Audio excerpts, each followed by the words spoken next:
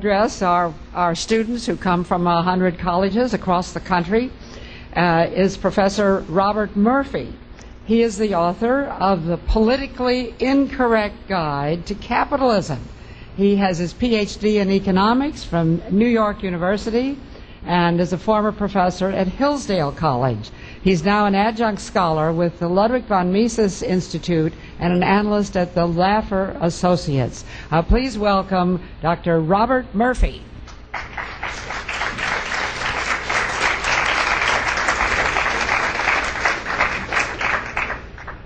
Thank you, Mr. Schlafly. Well, it's great to be here, and this is a very exciting event. I'm sure you guys are enjoying it, and even we authors are enjoying it, hearing people talk about their areas of expertise. But I have to admit, it's a bit sort of depressing, because I know what I do in my book, The Politically Incorrect Guide to Capitalism, is I go through and how everything you hear in your schools and in the mainstream media about the free market is just dead wrong, both theoretically, that if you just listen to the claims that you hear over and over and just think about it, even if you had been locked in a room for your whole life and then just heard these claims, that they're internally inconsistent. They make no sense on the face of it. And then also the historical record that they point to back up these claims is just wrong. The things they tell you about history aren't true.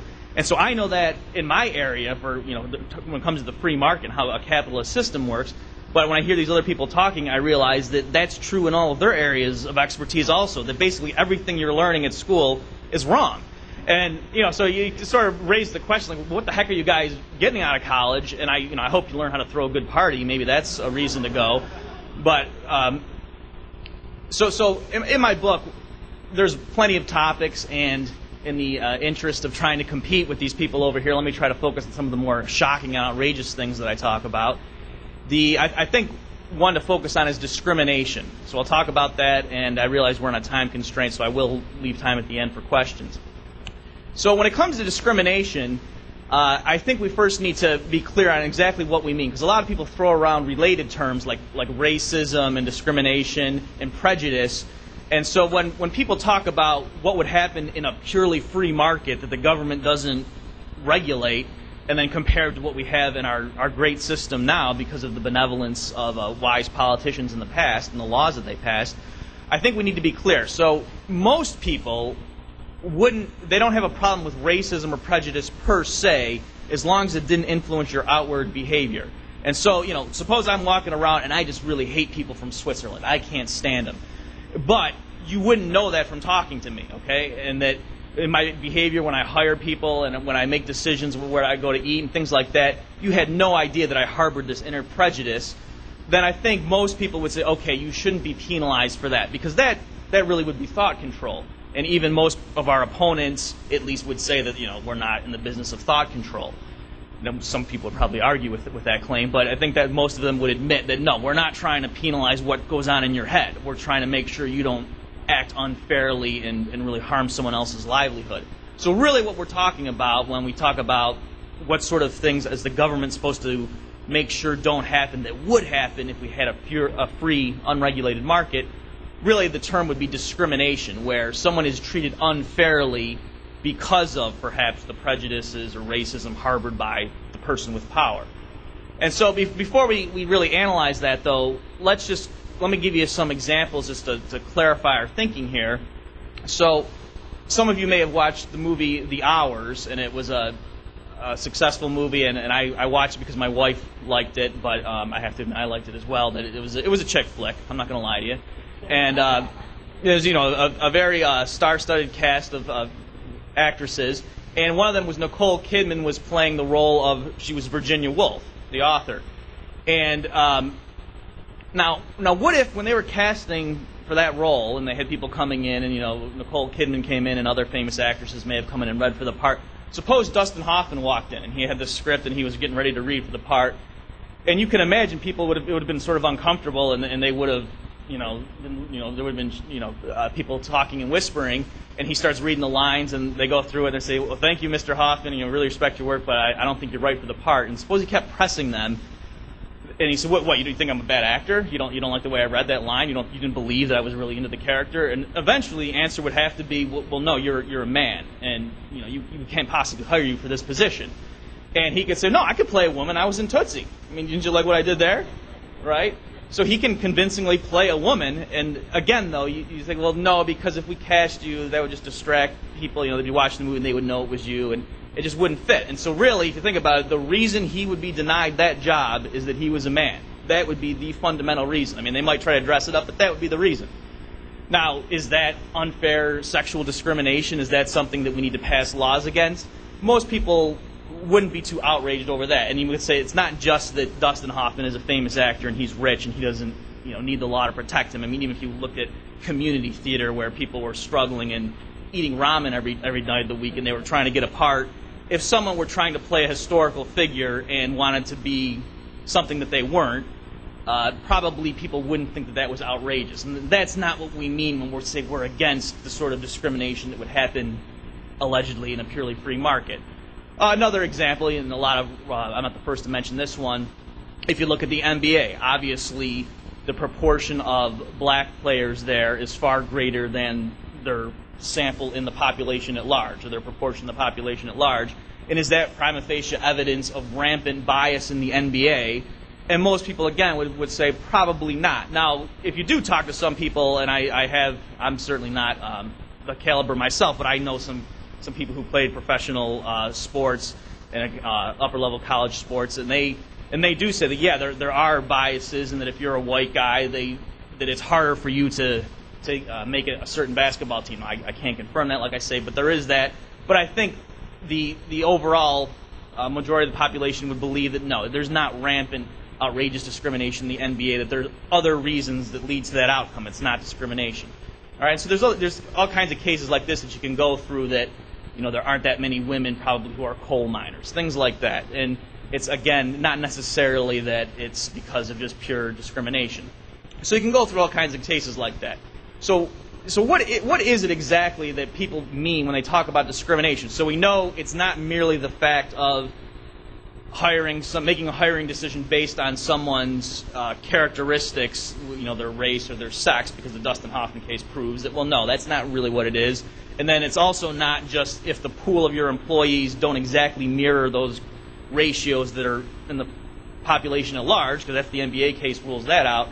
And so really, if you push somebody and you say, what is it that you're afraid would happen in a free market that you think is really unfair and we need to have laws against it, if you push them to be really specific, I think they would have to say, okay, if you had two candidates and one of them could do whatever the job was in better than the other candidate, and again, taking all the factors into consideration, really, if one candidate would give more to the firm's bottom line, if this candidate would be more productive, and the employer, because of his prejudice, hired the other candidate, then that's what we mean by discrimination, okay? And that's what needs to be penalized, either fined or even having jail terms, what have you, that would happen in a free market, and that's what the government needs to protect us from. Okay, but if that's what we mean by discrimination, well then those laws are superfluous because the free market automatically penalizes that. All right, and not only does the free market automatically penalize discrimination the way I've just defined it, it does it in exactly the right proportion, commensurate with how much or how bad the discrimination is. All right, so for example, if somebody hires his brother-in-law over some other candidate, most people would say, okay, he shouldn't be beheaded. All right, that would be a punishment exceeding what the crime was. Right, so there should be some fine or there should be some sort of punishment, but you don't want to cut the guy's head off for doing that. And so if you start thinking, okay, well, how should we gauge it? And again, it has something to do with, well, how gross was the nepotism in this case, right? If the two candidates were pretty similar in their productivity, but he gave a slight preference for his brother-in-law, even though the guy maybe wasn't quite as qualified, then he should be fined, but not that much, right? Whereas if you had two candidates and one person was just a top-flight candidate, it was clear he had all the degrees from the right universities, and the other guy was just a complete hack, and he was just hiring this guy because he's my religion and I don't like this other guy. Well, then people might say, well, his fine should be heavier in that case because that's just an extremely biased, prejudiced decision. Whereas the guy who hired his brother-in-law, if it was really close, maybe he wasn't even conscious of what he was doing. Right? So you can see that, again, if you try to push these people to say, well, what would your ideal system do? How would it handle cases like these? Again, it would focus on discrimination in terms of behavior where the firm's bottom line would be best served by hiring the one candidate, and then you, for some reason, choose the other one. And again, the punishment ideally would be commensurate with, well, how bad was the bias? You know, these two candidates that you were choosing between, how close were they? How far apart were they? And again, and that seems pretty reasonable, but of course you can imagine I'm setting it up to show you that's exactly what happens in a pure, unregulated free market. Right? That, just think about it. You've got two candidates. One of them, all things considered, would bring in $100,000 to the firm. The other candidate would bring in $110,000 to the firm. All right, and let's say the salary you're going to pay is $85,000, and so the employer knows that if he hires the candidate who brings in less, then he's automatically losing out on that extra money that he could have had. All right, so it's not a fine in the sense that it's money taken from his bank account, but it's potential income that he could have had. Right, that this candidate, the qualified one, would have given him $35,000 or whatever the numbers work out to be, and the other one would have only given him $10,000. And so by hiring the one because, you know, he looks like me, or I don't like Muslims, or whatever the reason is that he's not hiring the more qualified candidate, then he is effectively leaving money on the table there. Okay, so in a free market, employers are fined for practicing discrimination as we've defined it, and I think most people agree that's the way we ought to be defining what we're talking about. And not only that, it's exactly in proportion to how bad the discrimination is. And the beauty of this is that you don't need to have inspectors going out and trying to find it. This happens automatically, just the way we've thought about it, and we realize what would happen. Anytime an employer does that, automatically, if he hires somebody who's less qualified because of truly irrelevant characteristics, then that's potential profit he could have been earning that he's now not getting because of his bias. All right, and that happens automatically. He doesn't need to be caught by his shareholders. It doesn't need to, someone doesn't need to go through the books and then realize after the fact and go back and rectify it. It happens automatically. He's leaving money on the table. Okay, so that's just one example. Now, when you say something like that, people who are dead set against that mentality, they could be nodding their heads but thinking, okay, this is crazy. Yeah, you made a nice little argument there, and I'm not sure exactly where the mistake in your logic is, but I know you're wrong. That's wrong. I mean, just open your eyes, look around, even the United States, let alone the rest of the world, and do you mean to tell me with a straight face that there's not injustice out there, that there aren't huge disparate income or outcomes that seem to fall on certain groups who happen to also be unpopular, and you're telling me that that's just fine, that no, those people are all, they're getting a fair deal? And no, in general, I would say no, that's not what I'm saying, but the problem is not with the free market. Okay, so one thing is we don't have a free market. So it's always difficult to argue like this because it sounds like you're defending the status quo when that's not really the case. And so, for example, in government projects, like if the government wants to build a building or do anything like that where they put it out for bids, as I think Tom Woods even talked about earlier, there are certain regulations in place that had to do with the union movement, so that, for example, you have to pay the prevailing wages when they put out a bid. I think it goes back to the Davis-Bacon Act. When the government puts out a bid for a contract, it can't just give it to the low bidder, again, assuming that the person seems reputable and they could do the job. It's not allowed to do that if the bid is so low that it's less than the prevailing wages would dictate. And that goes back to this is historical record. The senators and people who voted for this act were clearly racist, and that was their motivation. They were saying we're afraid of, this was back in the early 1900s, they're saying we were afraid of colored labor coming up and competing with white unions, and it would demoralize wage rates and things like that. So they were worried about, you've got these white unions, and the government's bidding on projects, and then we've got all these, what they were calling colored workers coming up from the South, and they're saying we could do that job, we can build that building for 50% of what these white unions are charging you. And so the government, it didn't want to blatantly just say, no, we're going to give it to the white union, because that would be obvious. And so instead they passed this act which said the government is not allowed to pay less than some fraction of the prevailing wages in the region, which of course would include the wages that these white union workers were getting. All right, so it was a subtle way to funnel tax dollars into the hands of politically powerful unions who happen to be made up of white people, and then these black contractors couldn't get the work. All right, so that was certainly racism. That was institutionalized racism, and yet that probably is a feather in the cap of the labor movement to say, look at this great thing that we did in American history. And if you heard about the Davis-Bacon Act, in your schools, I'm sure most people probably would not point to that and say this was an example of institutionalized racism. And again, but you can go read the quotes, and some of this is in my book, of the people when they passed it, what they were saying in defense of it. So I'm not just speculating as to what their motives must have been. You can see what their arguments were. Okay, so that's one example. A different topic that people talk about a lot, and when I mentioned the book, has to do with salary. So you hear anytime a professional athlete is complaining about his pay, and you always get letters to the editor saying things like, here we've got these prima donnas, and what does this guy do? He throws a little white ball really fast at a catcher, and he gets millions of dollars, whereas our math teachers in high school only get $40,000 a year, whatever they get paid. And where are our nation's priorities? Right? That's the sort of thing you hear all the time, and that we as a nation are just discussing that. How can we not give more to our teachers than to the professional athletes? Now, it's interesting because part of what we're doing today is just to tell you how bad your teaching has been, and so you might say, well, maybe that's why. But so let's just think about that a little bit.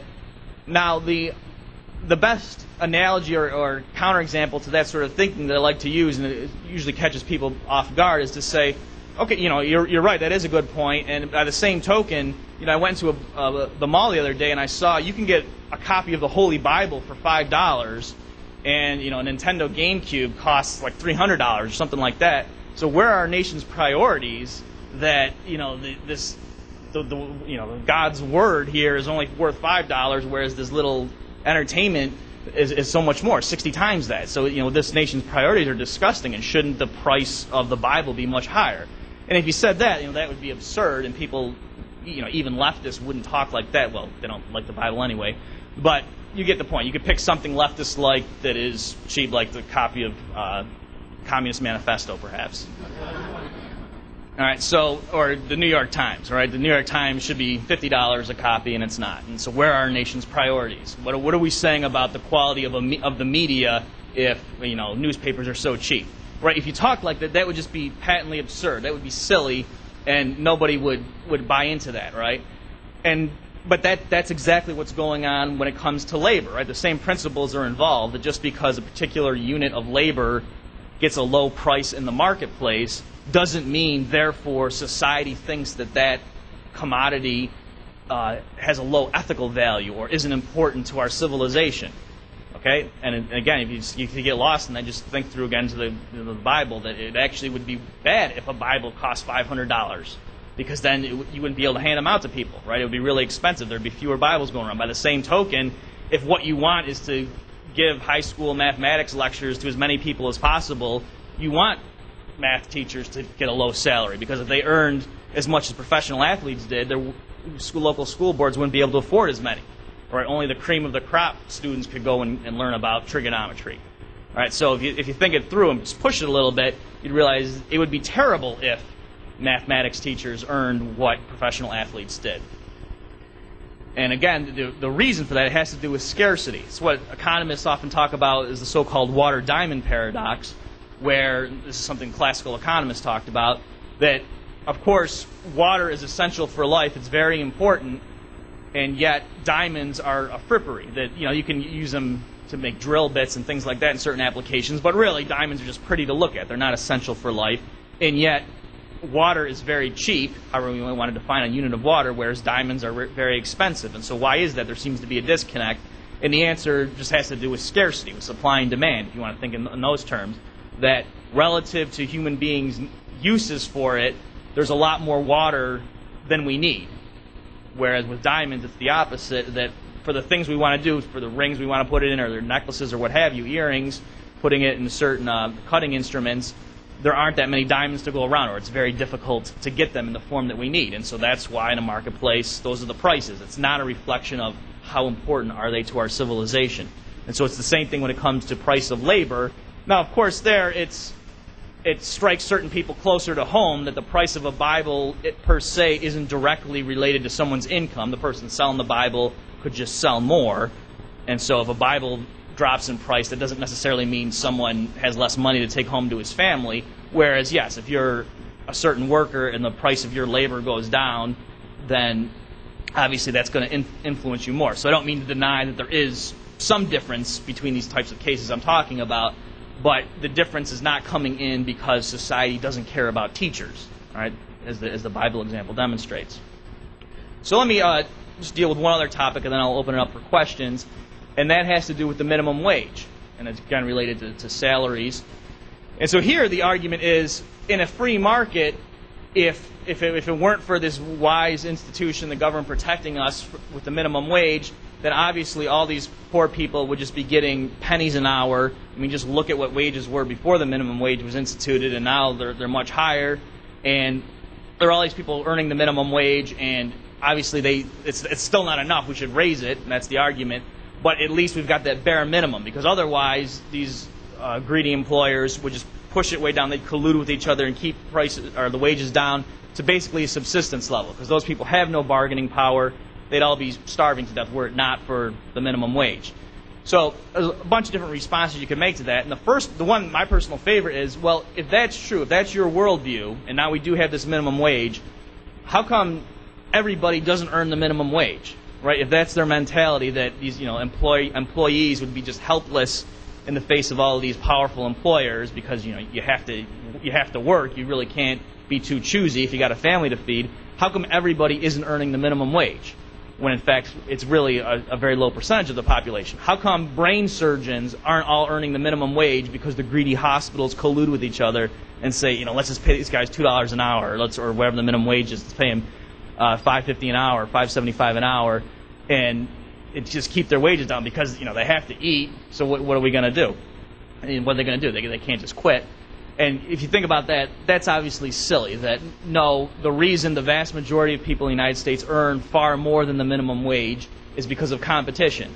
That if hospitals really did collude and hold down the price of brain surgeons in one region, well, hospitals in the city right next to them would pay them a little bit more to entice them to come over there and say, we'll give you $30 an hour. Because obviously they can charge their customers, the patients, a lot more for the services that the brain surgeons are supplying, right? And so that process would just happen until workers generally receive what economists call their marginal revenue product. All right, so if you think about it, you've got a worker. If you as a firm know, if I hire this person, he's going to bring in certain revenues. Let's say he brings in $50,000 a year more in sales because I hired this person than if I didn't. That means the employer knows I could pay up to $50,000 a year, taking consideration of taxes and things like that, and then I would still be making money. I'm not going to pay $60,000 a year for someone who only adds $50,000 to my bottom line, because then I'd be losing $10,000 on the worker. But as long as what I'm paying out is less than what the person's bringing in to my bottom line, then I make money. And so of course, employers would love to pay less than that, to pay much less than that, and to get a bigger gain from the worker, but they can't stop their competitors from offering a little bit more and trying to entice them away, right? So if you're earning $30,000 a year on this worker because you're underpaying him by that much, what's to stop your competitor from offering him $10,000 more? Because your competitor then would still be earning $20,000 on that guy, but then you would just try to bid him back, and so you see how it works. So it's not perfect, of course, and there's all sorts of complications that it's not obvious when you look at a particular worker, how much are you going to add to my bottom line this year? For all you know, the person's going to be showing up to the job drunk and stealing from you. But the point is, over time, in general, workers tend to get paid their marginal revenue product. So now when it comes to very low-skilled workers, people that really only contribute, let's say, $2 an hour to the company, and the government comes along and says, no, it is illegal for you to pay those workers that wage. If you want to hire this person, you have to pay him whatever it is, what is the minimum wage? You guys know? Okay. That's a good answer. Depends on the state. I was thinking the federal one. Okay, so you guys are all obviously well-educated college students. You don't even know what the minimum wage is, and neither do I. But whatever the wage, it's 5 something at the federal level. Now, if the person can only add $2 or $3 to the firm's bottom line, and the government says it is illegal for you to pay that, you have to pay $5.65, whatever it is, obviously, is the firm going to hire that person and just eat the loss? They're going to say, oh, well, we got to hire this person because of this dumb law. I'm losing $2 and change per hour on this worker. No, they're just going to refrain from hiring that person in the first place. And so that's why, in particular areas of the country where there are a lot of unskilled workers, and you can speculate as to why that is. I think it's because of enforcement of certain drug laws, and the public schools are terrible in those areas, and the effects of welfare and leading to single-parent families, things like that. But for whatever reason, in certain areas, certain neighborhoods, there are a lot of people who are not able to earn or not able to contribute to a company what the minimum wage says that they need to be paid.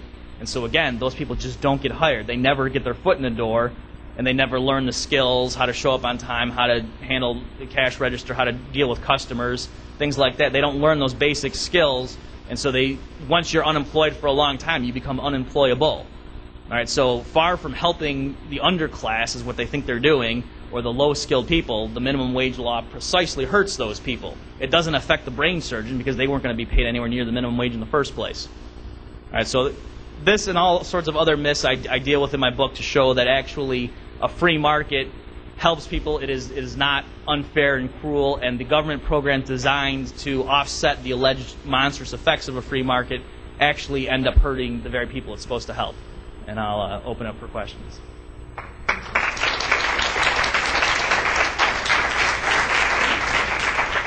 All right, I hope we have some questions lining up. And before we take your questions, I just have to disagree with you about one point. I think most women would believe that diamonds are an essential commodity. All right, we'll take questions. I'm not going to give you a chance to answer that question. My name's Ulrich Sklar. I recently just graduated from Georgia Tech with a degree in civil engineering and with a focus in water treatment. And one of the things that continually came up was how expensive it is to treat water.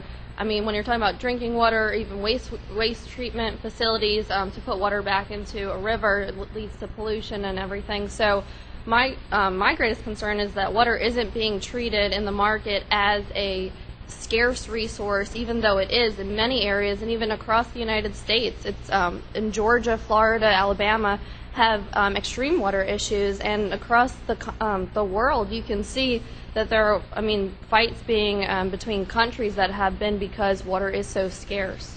So I was wondering if you could comment on that and how maybe subsidies or governments play a key role in pricing out water.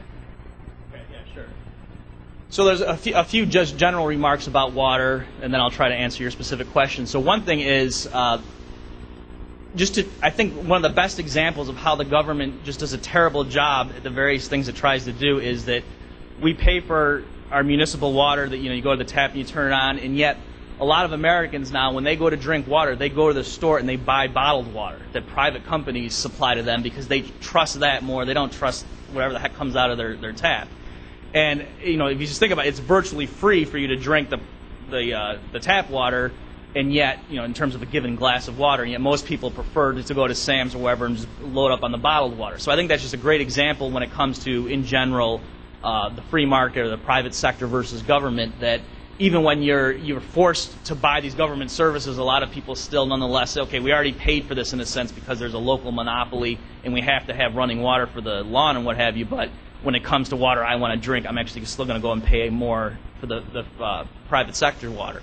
Now, as far as things like pollution and how you treat water, a lot of that has to do with the fact that there really aren't secure property rights in that. So it's not that there's Jim Smith owns this lake over here, and if you want to use his water, you have to pay for it, just like Jim Smith owns his house, and if you want to knock it down and build a mall or something, it used to be the case you'd have to pay for it. This gets back to the Supreme Court decisions. It's even hard to use reductio ad absurdum anymore because everything you can think of, that would be like, oh wait, that happened 2 years ago. And,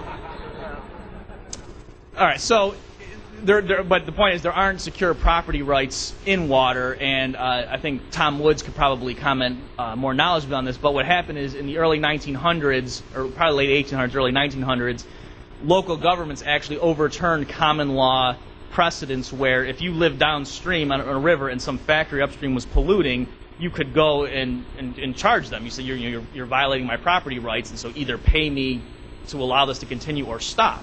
And that was the law of the land that came over from England. And yet local governments, because they thought, no, we need to promote the Industrial Revolution, overturned that because they were in cahoots with these industrial companies. And so a lot of the protection of bodies of water actually was overturned in the name of promoting industrialization. We have several questions, so let's try to ask some quick questions and quick answers. Yes. Yeah, sometimes I just have a hard time grasping exactly what kind of economy we do have in the United States. Since we're not purely capitalist and we're not really socialist, do you have a term or a way you would describe our economy here, and do you think it leans more one way or the other?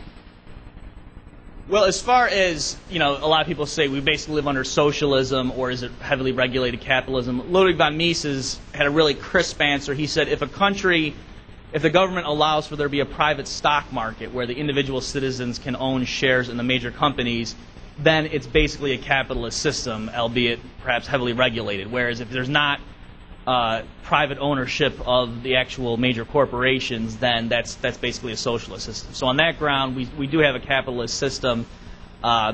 It's actually, you don't want to use the term just because the left throws it around so much and it's been such an abused term, but what we have is actually a sort of fascism where you have nominally private ownership, but yet the government heavily regulates it. Now again, that's an inflammatory term, but it's basically a capitalist system that's very heavily regulated.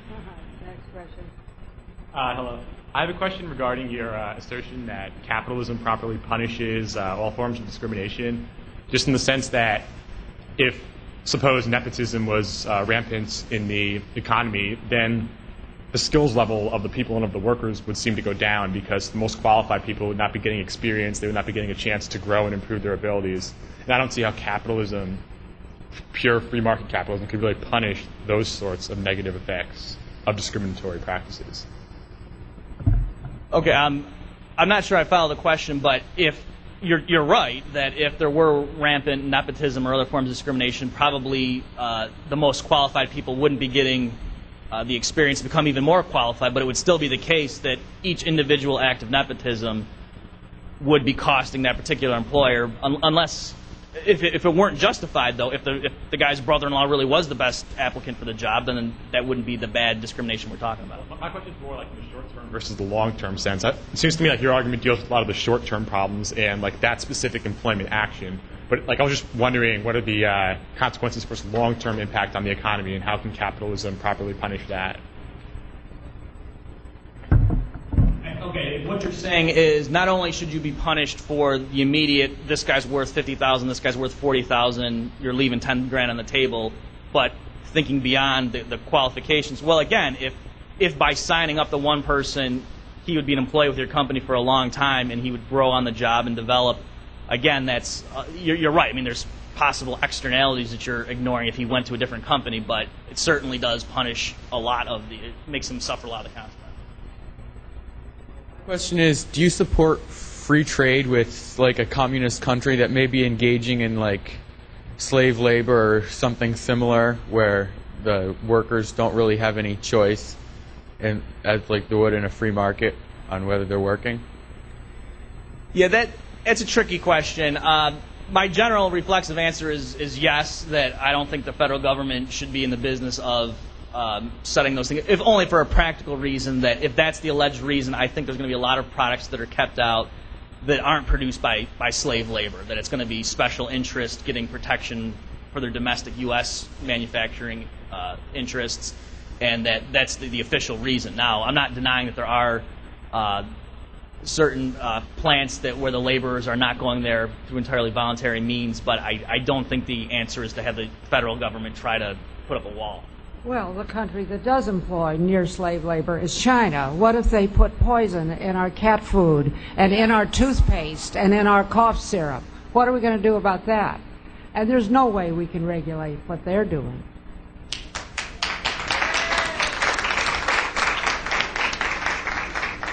I just want to say also, if anyone on C-SPAN's watching, I am against poisoning pets. I'm against that. But even, seriously, even there, though, again, I think it's, and I'm not saying that's what was just suggested, but I think it's very dangerous to think, okay, let's solve the problem, let's have senators take care of it. That's not really going to work. What's going to happen is Walmart and the other retailers who are getting suppliers from these countries, they need to be more on the ball, and if they continue to buy products from them, if they were selling TVs that blew up, that would be bad for business. All right? And so by the same token, now people can, if people really think anything coming from China is suspect, then Walmart or whoever the retailer is can say, okay, we only go to reputable sources at this point, and that would be good for business. Hi, I'm Blaine Bennett from Arizona State University, and I just wanted to have you comment on what you thought about colleges or schools and businesses getting tax cuts or funding by having certain percentages of like having diverse students or diverse workforce by, like hiring a Mexican or giving a scholarship to a Mexican as opposed to a white American, and just what you thought on that. Well, the easy answer is I think there shouldn't be government-funded education in the first place, and that would eliminate most of the problem. Now, let me take the question in its most difficult form. Should there? Of course, I'm generally for any tax break. You don't even have to tell me what it is. Just you're going to cut someone's taxes, it's great. As opposed to a subsidy that if it's funneling actual tax dollars to someone, then that I'm reflexively opposed to. But if it's actually reducing someone's tax bill, you don't need to say anymore. I'm on board. But again, it's tricky. What if the tax cut is tied into things that I generally am opposed to? So what if you said to people, "We'll cut your income taxes as long as you teach your kids not to read the books by the Regnery"? Then it would be tricky to do a strategic consideration. But no, I mean, to answer your question, if there were two different tax bills and one would just be a blanket, let's cut everyone's income taxes a certain amount versus let's give all these targeted things to try to alter people's behavior, I would of course prefer just the general give people their money back and let them do what they want with it. All right. Thank you, Mr. Murphy. The Politically Incorrect Guide to Capitalism. Economist Robert Murphy writes for web magazines LouRockwell.com and Townhall.com. This event was part of Politically Incorrect Guide Day 2007, sponsored by the Eagle Forum. For more information, visit eagleforum.org.